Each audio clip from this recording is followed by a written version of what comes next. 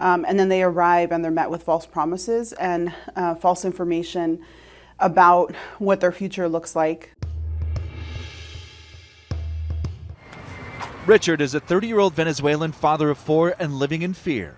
Yes, I'm afraid. I didn't even want to go outside of where I'm staying so as not to mention my exact address. I haven't had any work. I haven't gone. Scripps News is not showing his face or giving his last name to protect his identity as he fears retaliation from the people who claimed that they were going to help him. Along with thousands of other Venezuelans, Richard and his family arrived in El Paso, Texas more than a month ago through Mexico, seeking asylum from an oppressive regime as well as safety and opportunity in the United States.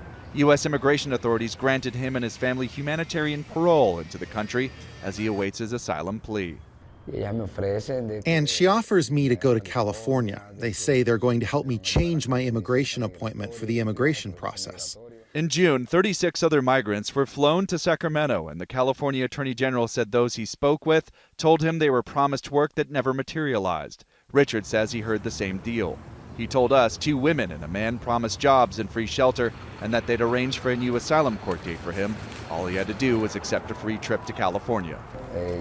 They told me they'd call around 5 p.m. to take us to the hotel. Richard said one of the people who led the effort was a Puerto Rican woman named Miranda, shown in this picture. It was provided to Scripps News by another migrant who accepted the flight to California.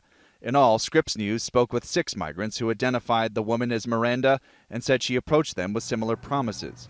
Richard says the people who approached him carried wads of cash and bought his family luggage at nearby shops. He says Miranda and her associates drove him and his family to this motel in Las Cruces, New Mexico.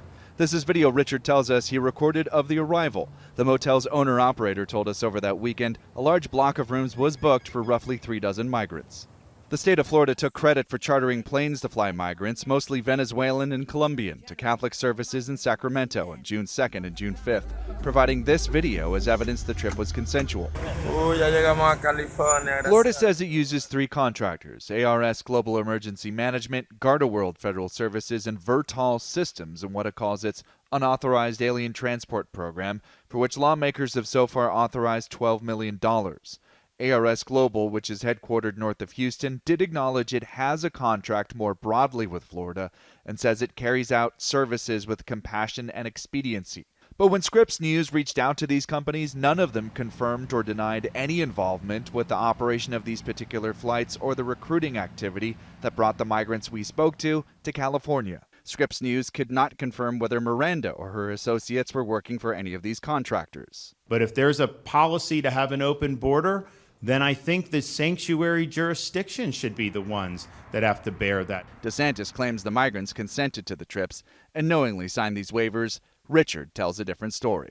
Only in English. Solo en inglés. Sí, señor. Yes, sir. Nothing in Spanish. English only.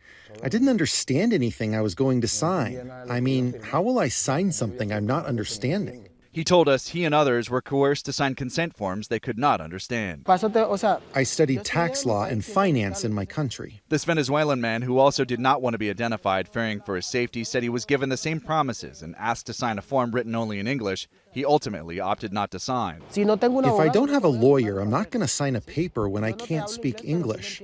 Scripps News obtained fuel receipts for this twin-propeller aircraft and flight records confirming trips from Deming, New Mexico to Sacramento in June. We reached out to the company listed on the receipt. Representatives declined to comment. At the motel where Miranda and her associates put up the migrants before the flight, Richard says he grew suspicious of their motives. 1 hour later, the lady calls me and says, "Please do not leave the hotel. You will stay there until Wednesday, and I will pay you every day if possible until Saturday." He adds Miranda also discouraged him from leaving even when he insisted. He then got a text message which deepened his fears. Yes, they arrive in California at 2:30. 3 hours later, they call me and tell me not to come, that this is a fraud.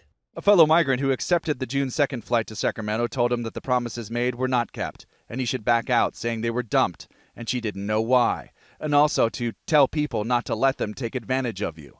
On June 2nd, that group ended up on the Catholic Diocese of Sacramento's doorstep. The diocese told Scripps News it received zero notice from the state of Florida that migrants would arrive. Richard says he begged to be returned to El Paso.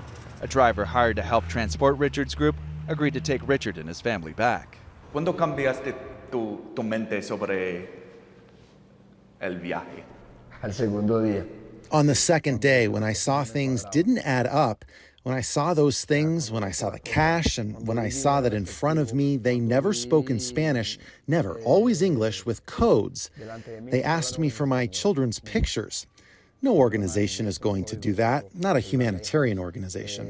And for migrants like Richard, aid workers say they are vulnerable. It's really concerning because you have people that are already traumatized, people that have been on this long journey to try and get to the U.S., and then they arrive and they're met with false promises and false information about what their future looks like. And unfortunately, this is a pattern that's repeating itself. The congresswoman who represents El Paso tells Scripps News there should be a criminal investigation. We know, in fact, that Texas law enforcement has identified this as unlawful behavior.